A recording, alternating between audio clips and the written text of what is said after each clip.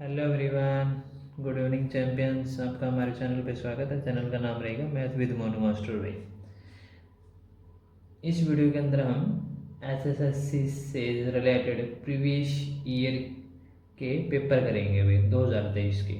ठीक है, तो बुक मैंने यहाँ पे यूज कर रखी है।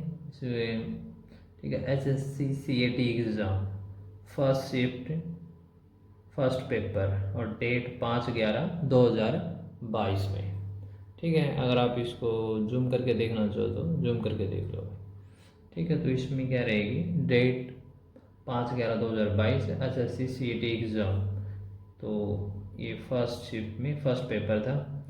तो इनसे जो एसएससी के जो प्रीवियस ईयर के पेपर हैं उनसे रिलेटेड जो भी मैथ के क्वेश्चन होंगे वो इस सीरीज के अंदर हम करेंगे भी। तो फर्स्ट क्वेश्चन रहेगा, 14 मीटर त्रिज्या तथा 3.5 मीटर ऊंचाई के एक ठोस बेलन का मूल्य है, जबकि इसमें प्रयुक्त धातु का मूल्य 50 रुपये प्रति घन मीटर है। ऑप्शन दे रखे हैं यहाँ पे भी ये। ठीक है, 107 800, यहाँ पे 108 30 दे रखी, फिर ये 109 800 100 और 208, या फिर ऑप्शन ए तो देने उत्तर नहीं देना चाहते। ठीक है, तो इस तरह के जो एग्ज़ाम के अंदर जो क्वेश्चन आए हैं, तो आपको इस सीरीज के दौरान जो प्रीवियस ईयर में जितने भी आपके मैथ के जो क्वेश्चन आएंगे तो इस चैनल पे आपको करवा दिए जाएंगे भाई।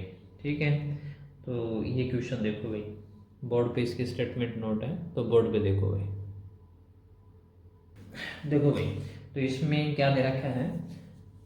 ठीक है, 14 मीटर त्रिज्या 3.5 मीटर ऊंचाई का एक ठोस बेलन का मूल्य, जबकि इसमें प्रयुक्त धातु का मूल्य दे रखा 50 रुपये प्रति घन मीटर भाई। जैसे ही यहाँ पे घन का यूज किया जाएगा तो आपको पता है जो भी जिसके बारे में पूछा जा रहा है तो मतलब हमें उसका क्या निकालना है, वॉल्यूम मतलब आयतन निकालना है। ठीक है, तो बेलनाकार तो मैं आपको थोड़ा इसका डायग्राम से आपको ये चीज़ें थोड़ी समझा देता हूँ, आपका कंसेप्ट थोड़ा अच्छा क्लियर रहेगा। तो इस तरह की जो भी आकृति रहेगी वो आपकी बेलनाकार आकृति रहेगी। तो इस बेलनाकार आकृति के अंदर ये इसकी क्या रहेगी, रेडियस आर, जिसको हम त्रिज्या से रिप्रेजेंट करेंगे, और ये इसकी ऊंचाई रहेगी। और इसके अंदर कितना मटेरियल आ सकता है वो इसका क्या रहेगा, वॉल्यूम मतलब आयतन रहेगा। तो हमारे यहाँ पे इसमें जो क्वेश्चन का जो सॉल्यूशन रहेगा, क्वेश्चन स्टेटमेंट के अनुसार इसमें जो बेलन की जो त्रिज्या दे रखी है वो आर, रेडियस कितनी दे रखी है 14 मीटर, और ये 3.5 मीटर ये इसकी ऊंचाई हाइट दे रखी है, वो कितनी दे रखी है 3.5 मीटर। ठीक है, तो हमें अकॉर्डिंग टू स्टेटमेंट इसमें क्या दे रखा है, 50 रुपये प्रति घन मीटर का, यानी कि एक घन मीटर का मूल्य कितना दे रखा है 50 रुपये, और इसके अंदर जो टोटल कितना मूल्य वो हमें बताना है। तो हमें क्या निकालना पड़ेगा, इसका आयतन निकालना पड़ेगा। आयतन मतलब वॉल्यूम भाई। ठीक है, दोनों फेज की बात इसके अंदर मैं बता देता हूँ। तो हमें वॉल्यूम निकालना पड़ेगा। ठीक है, बेलन का आयतन, बेलन मतलब यहाँ पे इंग्लिश में लिखना चाहो तो सिलेंडर होता है। ठीक है, बेलन का आयतन। तो इसमें फॉर्मूला बेस्ड क्वेश्चन, तो फॉर्मूला रहेगा इसमें पाई आर स्क्वायर एच। तो पाई की वैल्यू यहाँ पे यूज करेंगे हम, 22/7 रहेगा। आर जो रेडियस है उसकी वैल्यू कितनी दे रखी है 14, तो यहाँ पे स्क्वायर है तो इसको 2 टाइम लिखा जाएगा, और इसकी जो हाइट दे रखी है 3.5, तो पॉइंट हटा के हम इसकी वैल्यू ले लेंगे भाई। ठीक है, अब यहाँ से इसकी कैलकुलेशन करेंगे। 7 से यहाँ पे तो क्या आ जाएगा 5, और 5 से यहाँ पे क्या आ जाएगा 2, और 2 से हम इसको कैलकुलेट कैंसिल करेंगे तो यहाँ पे आ जाएगा 7। अब ऊपर रहेगी वैल्यू 22 7 और 14, अब इनके मल्टीप्लाई कर देंगे, 22 7 154, फिर यहाँ पे हम इसकी 14 रह गया। अब इन दोनों की मल्टीप्लाई करेंगे भाई, 14 चौके 56, 14 पंजे 70, और 5 कैरी 75, और 14 एकम 14, 14 और 7 21, 2156 मीटर क्यूब आ गया। तो यानी कि इस तरह का कोई भी जो बेलन है, ठोस बेलन है, उसका जो वॉल्यूम रहेगा वो कितना रहेगा 2156 मीटर क्यूब रहेगा। तो यहाँ पे 1 घन मीटर की वैल्यू दे रखी है भाई। ठीक है, 1 घन मीटर का मतलब है 1 मीटर क्यूब। ठीक है, 1 मीटर क्यूब धातु, और धातु कैसी है, बेलनाकार धातु है। 1 मीटर क्यूब धातु का, इसके अंदर जो धातु यूज हो रही है ठीक है। इस बेलन को बनाने जो धातु यूज हो उसका दे रखा है 1 मीटर क्यूब धातु का मूल्य कितना दे रखा है 50 रुपये। और एक से ज़्यादा अगर निकालना तो उसके लिए हम क्या करेंगे मल्टीप्लाई हुई गुणा करेंगे। तो 2156 मीटर क्यूब धातु का जो मूल्य रहेगा वो कितना रहेगा 50 गुणा में 2156। तो 50 की और 21 की गुणा कर लो भाई सीधी हो जाएगी 5 6 30 की 0 5 5 25 और 3 28 5 1 5 और 2 कैरी कितना हो जाएगा 7 और 5 दूनी 10 और 50 वाले एक ये 0 हुई। तो ये इसके रिजल्ट आ जाएगा अभी 107 और 800। तो 107 और 800 कहीं पे भी आपने ऑप्शन 4 ऑप्शन है तो 107 और 800 जो के रहेगा ऑप्शन ए रहेगा अभी इसका जो राइट आंसर आएगा। ठीक है। तो ये आपको आराम से डिटेल में समझा दिया गया है। अगर आप एग्जाम के अंदर आओगे तो फिर इसको फास्टली क्विकली आप इसको ठीक है कैलकुलेशन कर सकते हैं वे। तो बस ये फॉर्मूला रहेगा, फॉर्मूले के अंदर वैल्यू रखनी है इनकी मल्टीप्लाई कैलकुलेशन करके डायरेक्टली आपको पता है कि इसकी 50 से मल्टीप्लाई करना वो कर लेना है। ठीक है। एक दो बार ध्यान से देख लेना आपका कंसेप्ट भी क्लियर हो जाएगा, आप इसको आराम से इजीली कम समय में निकाल सकते हो वे। ठीक है। तो इस सीरीज या इस पेपर से रिलेटेड नेक्स्ट क्वेश्चन देखो भी। देखो भी इस सीरीज का सेकंड क्वेश्चन देखो भी। तो सेकंड क्वेश्चन में क्या दे रहा क्या है ए ने 38,000 रुपये लगाकर व्यापार आरंभ किया। ए ने अपने व्यापार में कितने रुपए लगाए हैं 38,000 रुपये। 5 माह के बाद 55,000 रुपये की पूंजी लगाकर बी ने भी इस व्यापार में प्रवेश किया हुए। 5 महीने के बाद मतलब बी ने 55,000 रुपये लगाए और ठीक है व्यापार में प्रवेश किया हुई एंट्री करी और वर्ष के अंत में 22,000 रुपये का कुल लाभ हुआ भाई। ठीक है। यानी कि साल के लास्ट में भाई दोनों को 22,000 रुपये का लाभ हुआ। निम्न में से कौन सी राशि ए और बी के लाभ के लगभग अंतर के समान है। तो लगभग बोला गया है इसमें।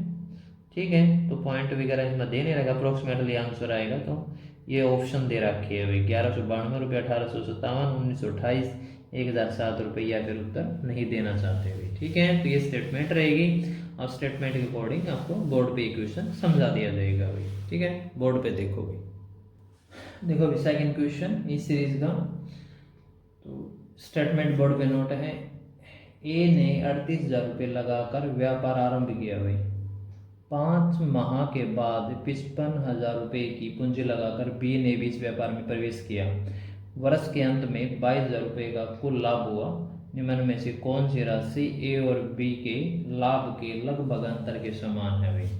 ठीक है। तो ये पूंजी के क्वेश्चन है तो इनको कैसे किया जाएगा। तो पहले तो हम ये ए ने व्यापार जो आरंभ किया है ए ने कितना व्यापार आरंभ किया है 38,000 रुपये लगाकर किया है भाई। ठीक है। तो ये जो पूंजी रहेगी इसकी कितने टाइम तक रहेगी वर्ष के अंत तक, क्योंकि ए ने कोई पे पूंजी निकाली नहीं कुछ किया नहीं तो ये 12 महीने के लिए, तो इसलिए हम इसको 12 से मल्टीप्लाई कर देंगे।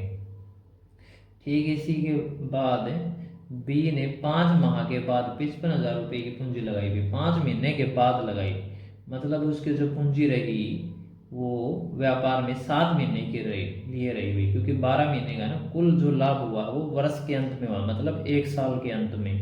तो इसलिए तो बी की जो पूंजी रहेगी वो 55,000 रुपये जो रहेंगे वो 7 महीने के लिए रहेंगे। ठीक है। तो इसमें अब हमें जो निकालना है दोनों पूंजियों का जो अनुपात होगा वो लाभ का अनुपात होगा भाई। ठीक है। तो इस केस में हमें दोनों का अनुपात निकाल लेंगे ए अनुपात में बी भाई। तो यहाँ पे कैलकुलेशन करेंगे तो आप यहाँ से निकाल लो 3 0 से 3 0 क्या हो जाएगी ये कैंसिल हो जाएगी।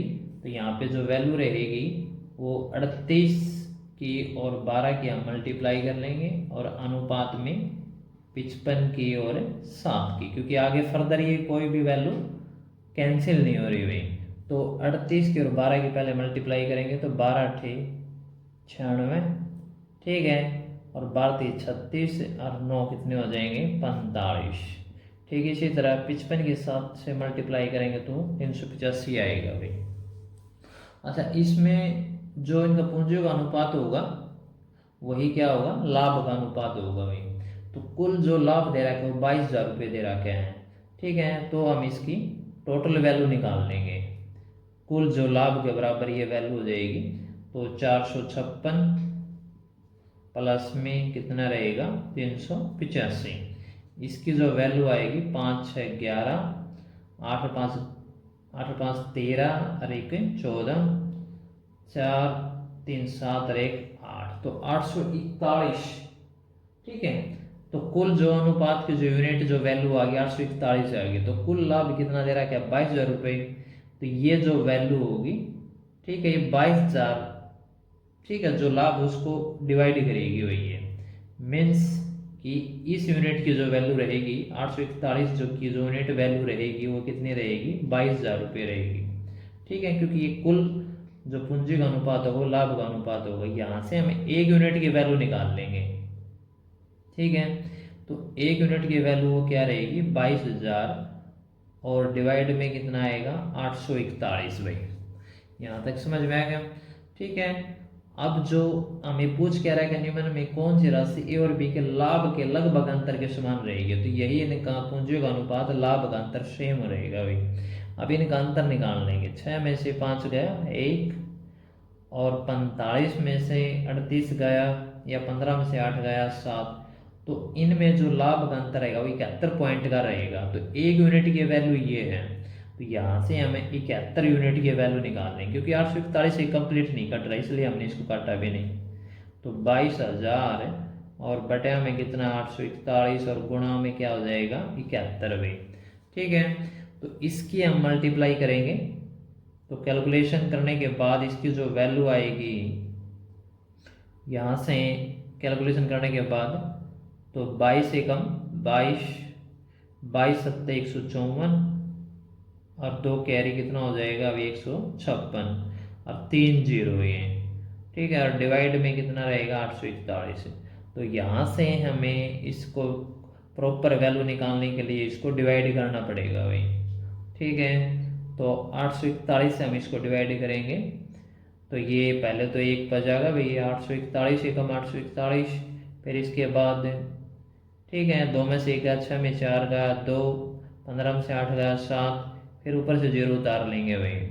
ठीक है, आप इसको अगर चेक करके देख लेना, 8 7 56 8 8 64, तो 8 पर चला जाएगा भैया। 8 एकम 8, 800 के 32 और 8 8 64 और 3 67।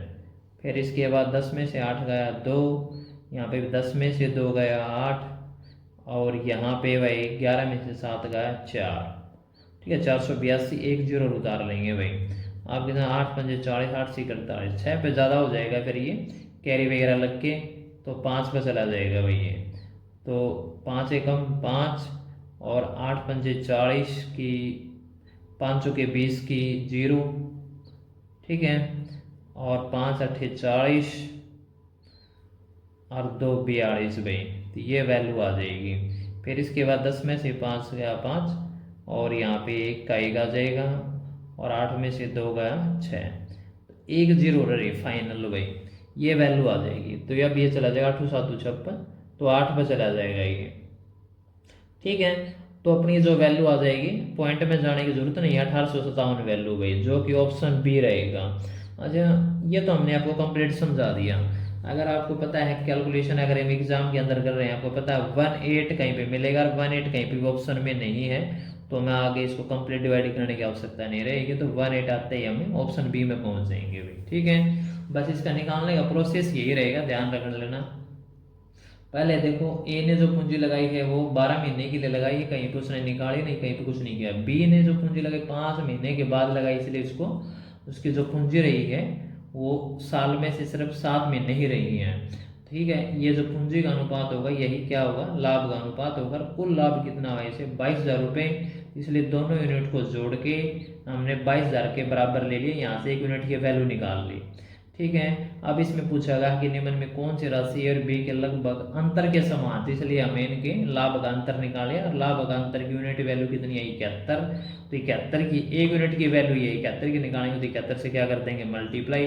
अब जस्ट इसकी कैलकुलेशन करेंगे। कैलकुलेशन में बस इतना है कि ये कंप्लीट डिवाइड नहीं हुआ, लेकिन अप्रोक्सीमेट वैल्यू पूछी है, जो कि ऑप्शन बी रहेगा भाई। ठीक है, तो सेकंड क्वेश्चन इसका कंप्लीट है। इसको एक दो बार देख लेना, इंपॉर्टेंट टाइप है भाई।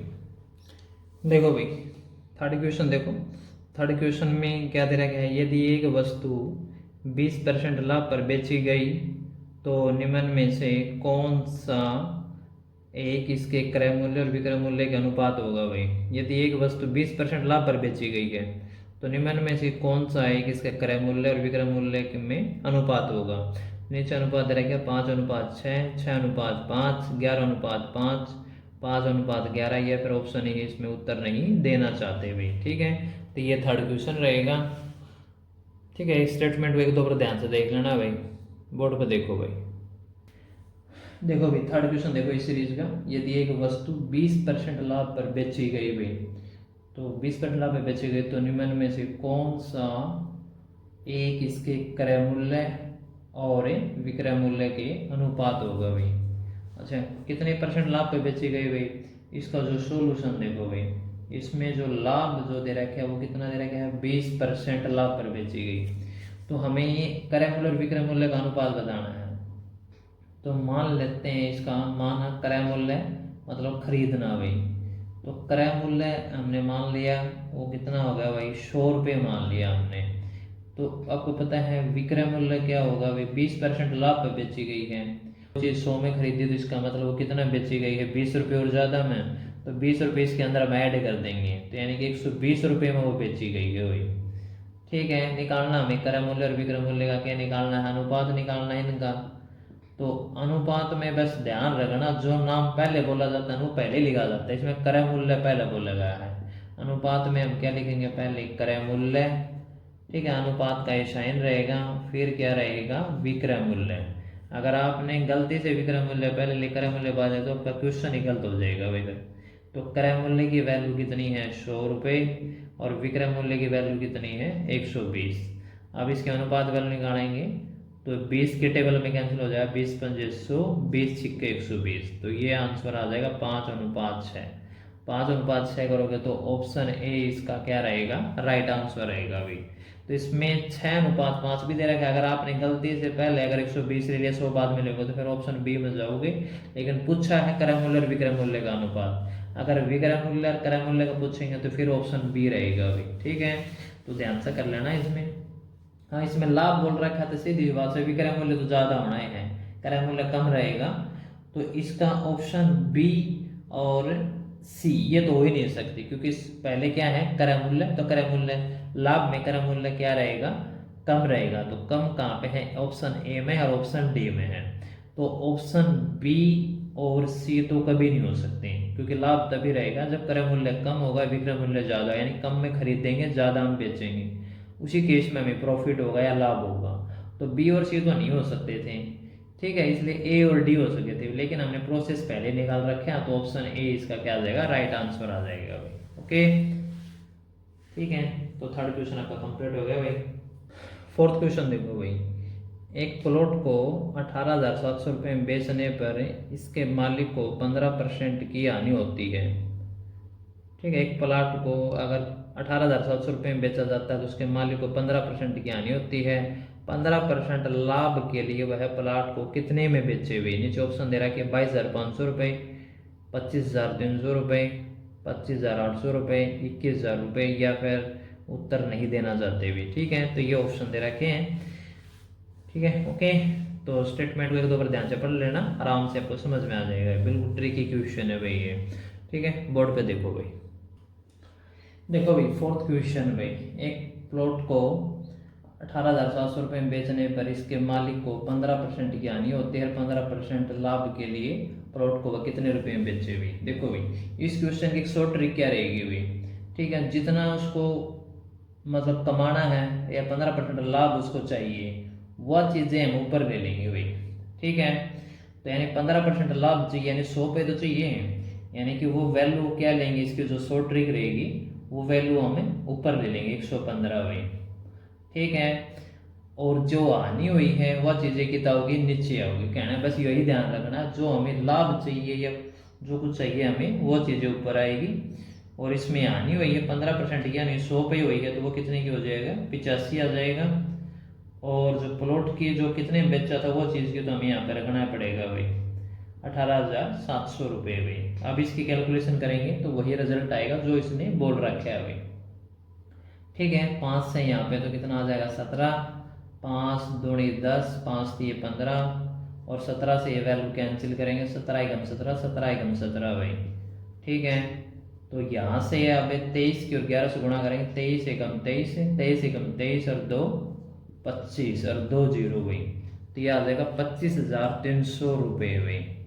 ठीक है, 25,300 रुपये, जो कि ऑप्शन बी में रहेगा भी। तो ऑप्शन बी इसका क्या रहेगा, राइट आंसर रहेगा भी। इसकी शॉर्ट ट्रिक यही रहेगी, जो उसके अंदर जैसे उसमें लाभ चाहिए भी 15%, तो वह चीज़ें ऊपर आएगी, जिसमें आनी हुई है वह चीज़ें नीचे आएगी भाई। ठीक है, ये प्रोसेस अपनाना। 100 पे 15%, 115 जगह आनी, 100 पे कितनी हो जाएगी, 85 पे 15% आनी हुई है। ठीक है, फिर ये वैल्यू इसकी मल्टीप्लाई मिले, फिर इसकी कैलकुलेशन करेंगे तो डायरेक्ट इसका सीधा सॉल्यूशन आ जाएगा भाई। ठीक है, तो इस वीडियो के अंदर भी इस वीडियो की सीरीज के अंदर हम ये 4 इक्वेशन करेंगे भाई, और ये हमारी जो सीरीज है कंटिन्यू चलते रहेंगी। तो आप हमारे चैनल पर बने रहना, हमारे चैनल को सब्सक्राइब कर लेना भाई। ठीक है, और मन करके पढ़ते रहना। जय हिंद, जय भारत भाई।